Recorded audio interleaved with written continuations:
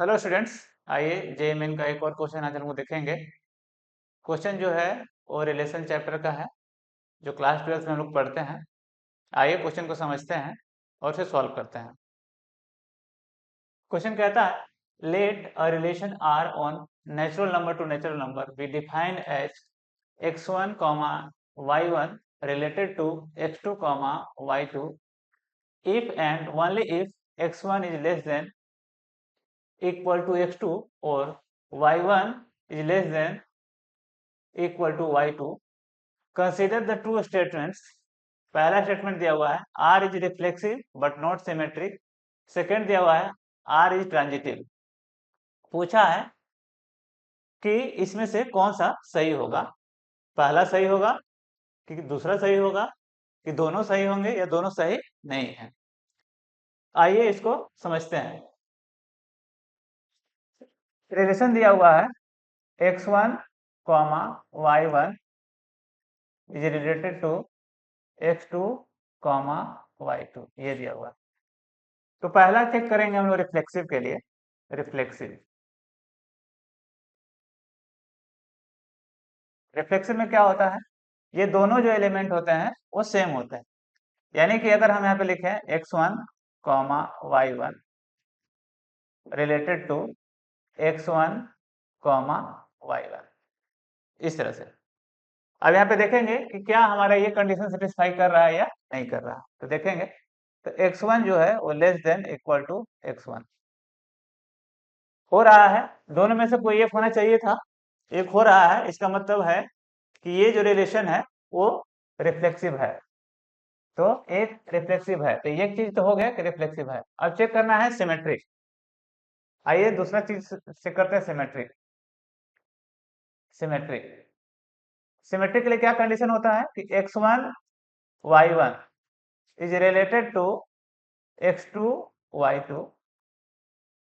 Then इसका मतलब होता है कि ये भी जो है वो होगा x2 y2 is related to x1 y1। अगर ऐसा हो जाता है तो हम लोग उसको कहेंगे सिमेट्रिक। तो यहां से हम लोग क्या मिल रहा है, यहां से हम लोग को मिल रहा है कि x1 जो है वो less than equal to x2 है, और यहां से मिल रहा है y1 जो है less than equal to y2 है। अब यहां से जो हमको मिल मिल रहा है वो मिल रहा है कि x2 जो है वो less than equal to x1 है। ठीक है, जो कि इस स्टेटमेंट को कॉन्ट्राडिक्ट कर रहा है ये, राइट। इस स्टेटमेंट को ये कॉन्ट्राडिक्ट कर रहा है। यहाँ पर x1 जो है लेस देन x2 है, यहाँ पे आ रहा है x2 जो है लेस देन। इसका मतलब है ये जो है सिमेट्रिक नहीं बनेगा। हम लोग एग्जांपल से चेक कर सकते हैं। एक एग्जांपल लीजिए 1 2 रिलेटेड टू 3 4 मान लीजिए। यहाँ पे देखिए 1 जो है 3 से छोटा है, 2 जो है वो 4 से छोटा है, राइट। अब इसको उल्टा करेंगे, लिखेंगे 3 4 इज रिलेटेड टू 1 2, इस तरह से। तो देखिए यहाँ पर 3 जो है वो 1 से छोटा नहीं है, और 4 भी जो है वो 2 से छोटा नहीं है। दोनों कंडीशन यहाँ पे सेटिस्फाई नहीं हो रहा है, नहीं ये वाला कंडीशन सेटिस्फाई हो रहा है, नहीं ये वाला कंडीशन सेटिस्फाई हो रहा है। इस आधार से हम लोग कह सकते हैं कि ये सिमेट्रिक नहीं है। इसका मतलब ये वाला स्टेटमेंट जो है हमारा करेक्ट हो गया है। ये स्टेटमेंट हमारा क्या है, करेक्ट है। आइए अब चेक करेंगे हम लोग ट्रांजिटिव के लिए। आइए हम लोग करेंगे ट्रांजिटिव को चेक।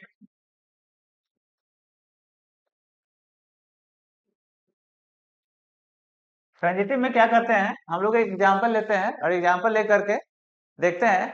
अगर डिससेटिस्फाई कर रहा होगा तो नहीं काम करेगा। ठीक है, आइए एक चेक करते हैं जो इसको डिस्क्वालीफाई कर दे। ठीक है, तो हम लोग लेते हैं 4 8 इज रिलेटेड टू 5 6। अब यहाँ पे देखिए 4 जो है वो 5 से छोटा है तो रिलेटेड है, ठीक है। 5 6 रिलेटेड टू 1 7, ठीक है, ये कर लेते हैं।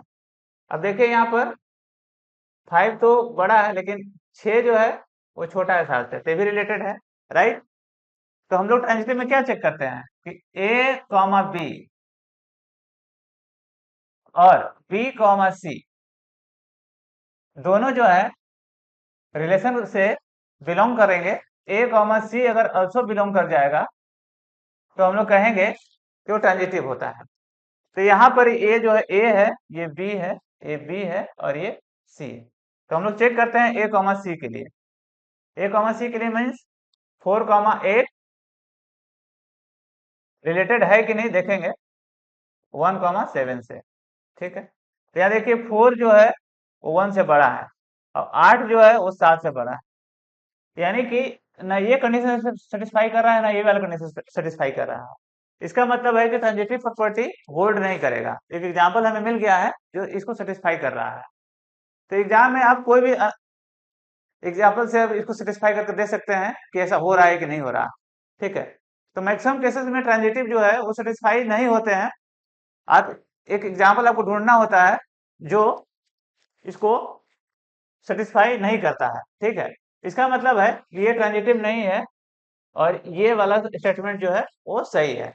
इसका मतलब है कि only first statement is correct, यानी कि ऑप्शन नंबर 1 यही हमारा जो है सही आंसर है।